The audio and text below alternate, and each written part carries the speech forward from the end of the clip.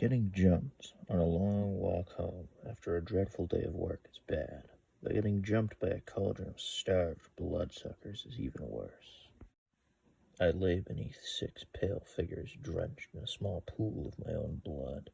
Wasteful bastards barely took a few sips before leaving me out to bleed.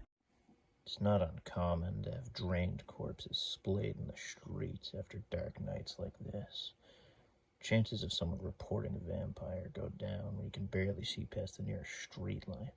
Those who did get close enough to see, well, ended up like me. But just before closing my eyes to accept my fate, I thought it odd. The red lines dripping from their mouths. It looked more foamy than liquid. Twitches and spasms shook the beasts as the light red foam spewed from their jaws. Beady eyes that filled me with fear started rolling uncontrollably inside their sockets. I'd never thought I'd see the day, or, night, a vampire dies in front of me, let alone 5. The last night terror's eyes met mine. I was always told not to look her in the eyes, something about hypnotic powers. I'm not sure about that, but I know a wordless conversation was had in the few seconds our gazes met. An agreement was made. Whatever force killed the others, saved me, was something they didn't want to mess with. They helped me up, tearing makeshift bandages from the corpses to keep the rest of my tainted blood inside me. The rest of that night was a blur, somehow getting the corpse suckers turned corpses to a field where we dug shallow graves.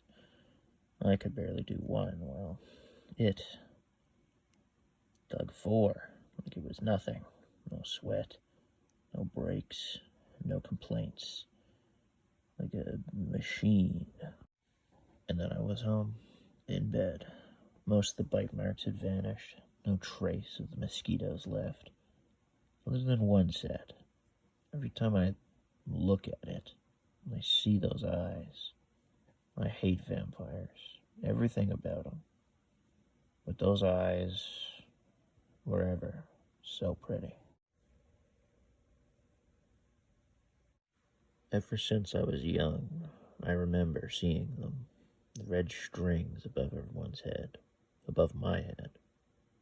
Whenever I would bring it up to adults, they would just brush it off, saying it was just my imagination.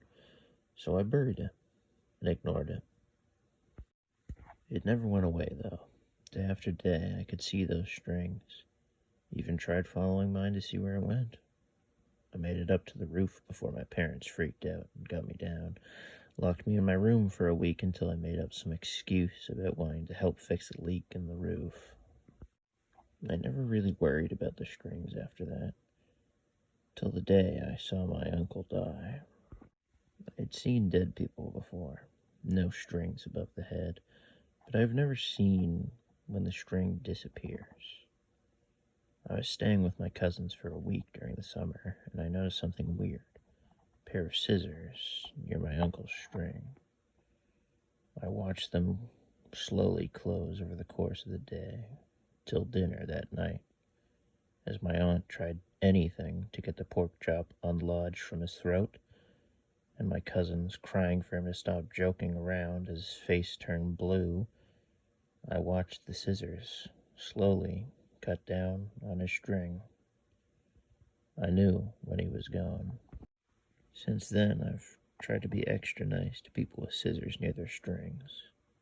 Now, normally I wouldn't be bringing this up to avoid people thinking I'm weird, but every person I've seen today has had scissors slowly closing in on their strings. Walking my dog? Scissors. Gas station at the edge of town? Scissors. News channel on TV? Scissors. And worst of all, my own reflection in the mirror? Scissors. People are always talking about how the gas stations in the middle of nowhere are scary. I'll tell you what's scary. The gas station in town. Might not have ghosts and demons, but the customers are definitely worse. Wannabe gangsters and people looking down on me because my job pays the bare minimum. It doesn't. I am the manager. Annoying customers aside, there is one thing that actually scares me about this place. It's like a bug dead zone. My roommates in my shitty apartment are always complaining about bugs in the apartment and at their jobs. I personally spare the lives of a few spiders in my room, so I don't suffer from bugs in my part of the house. Back at the gas station, though, it's weird. There's only one spider near the whole building, and he's out by the dumpster. Otherwise, I haven't seen anything buzzing or crawling around since I started. Spoiled food, spilled drinks, garbage galore. The old manager's fault. And yet, not a single insect has entered the premises. Pretty weird, but hey, I don't like bugs buzzing around and pissing me off all day, so I don't really mind. Lately around town, I keep seeing ladybugs. Or maybe not. I'm not really sure what they are. Kind of orange and smell weird. Plus, they don't really hang around flowers or nature like I thought they would.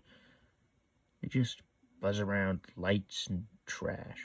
See one by my windowsill last night. Guess the spiders aren't doing their job. Okay, it's been like a week, and these things are fucking everywhere. Except the gas station. Check the dumpster behind the gas station. The spider there is like 5 in his web. He just refuses to eat them. I check every day, and they just sit, ignored. Not much better in my room. Spiders won't touch the stupid things. Found a trap online that's been killing them pretty well. Just some random crap from the pantry and bathroom, and bam, a cup of ladybug death potion. Roommates aren't having much luck, though. Last night, one of them woke up to find a bunch of them in her hair. I don't blame her for calling in sick to work. Me and the other roommate skipped our usual morning routine of TV and video games, 10 minutes till work, to set up more traps. Yesterday, I thought it was raining outside the gas station, till somebody came inside, covered in the nasty orange-red menaces. I asked how it happened with how hard it's raining outside, and they told me to look. It wasn't rain. It was millions of ladybugs. It only lasted a few minutes, but helping a stranger pick ladybugs from their hair while thousands of bugs bang against the glass windows, it feels like forever. When I got home, my roommate was staring out the window at a large hornet's nest on the overhang of the neighboring building. Little angry faces staring back at us. Normally I'd call someone to remove a nest, but honestly I was just surprised the nest was even active after that storm of ladybugs. The hornets have earned my respect. For now.